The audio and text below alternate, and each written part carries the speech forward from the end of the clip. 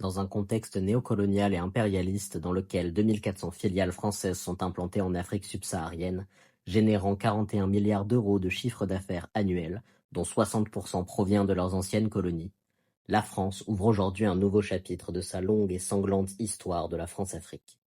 En plus du pillage des ressources, de l'exploitation de la main-d'œuvre et de la monopolisation de certains services, la militarisation est également en plein essor.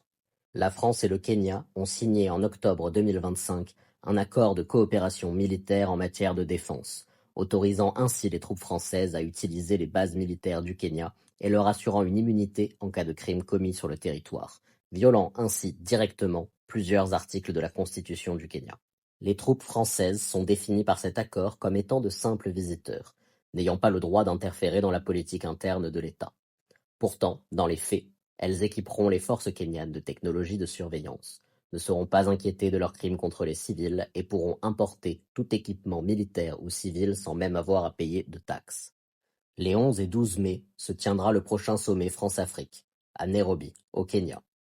Sous leur soi-disant objectif de développement économique et de protection de l'environnement, se cachent en réalité une soif de profit et de contrôle colonial.